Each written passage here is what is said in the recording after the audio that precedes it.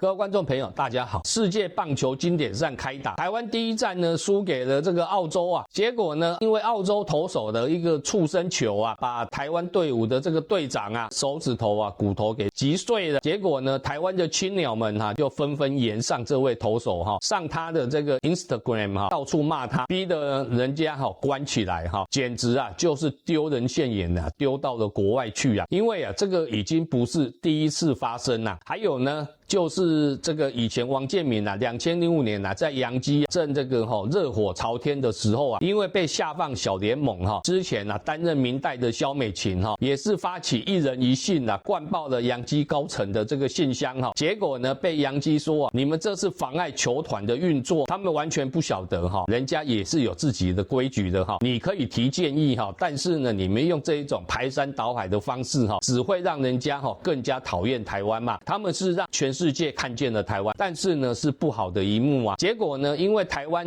被澳洲打败嘛，又开始怪蓝白了。为什么呢？因为台湾的队伍叫中华队，他们说就是因为叫中华队，而不是叫台湾队，所以输球。这个是第一个原因。第二个原因呢，是因为他们穿的这一个球衣的颜色是蓝色加白色，这又不对了，因为跟蓝白有关系啊。所以他们又牵扯到说，都是因为蓝白砍预算所以呢才导致中华队输球。哇，天哪，什么样的理由都有啊！台湾这些青鸟真的是奇葩台湾的媒体自吹自擂把台湾的这个棒球队吹上了天因为上次12强因为运气好拿到了冠军结果呢到了经典赛层次不一样立刻呢现出原形台湾民众一群人到东京巨蛋去简直变成台湾的主场输球呢大家也许心情不好，但是你也不要到处去找人家发泄嘛。还有就是本来呢有一个旅外的球员因为在比赛的时候被这个队友传球失误跟跑者相撞结果呢那个队友现在也被出征被骂人家说用这个什么黑人肤色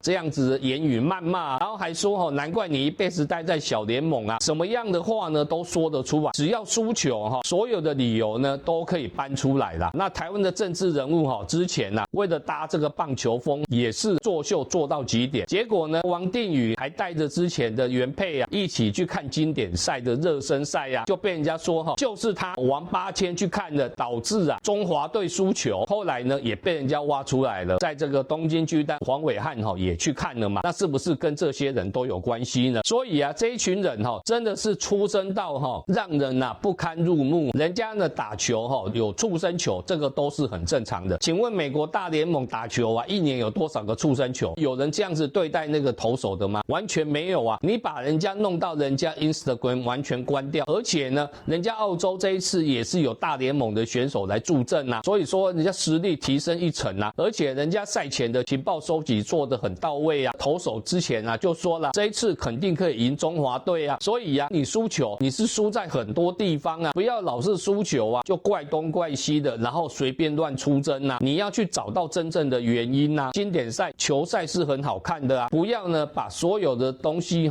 都泛政治化。你东西都泛政治化之后你得罪了很多外国友人请问你们是嫌台湾的朋友太多了是不是？你这样子到处去得罪人家，是把台湾的脸面放在地上摩擦。你搞到最后只要讲起棒球人家永远都会记得这一群青鸟他们的所作所为不就是跟英国那个足球的那个暴徒是一样的吗？脸面都丢到外面去了。人家英国的惩治方法是什么呢？直接没收护照，不让他们再离开英国去看球那请问要怎么对待这一群键盘侠呢？我相信这一切呢都是台湾的绿色政客纵容所来的嘛，想要搭一波棒球热，因为年底有选举嘛，赢球呢大家开开心心输球呢就到处找战犯。想想看这种棒球球是圆的，任何事情都可能发生的嘛。就像棒球为什么好看呢？因为一切的好戏都在没有完成27个人出局甚至是2人出局之后好戏才开始嘛。所以说看球呢要有看球的风度，而不是随意的谩骂嘛。以上是我的点评，谢谢。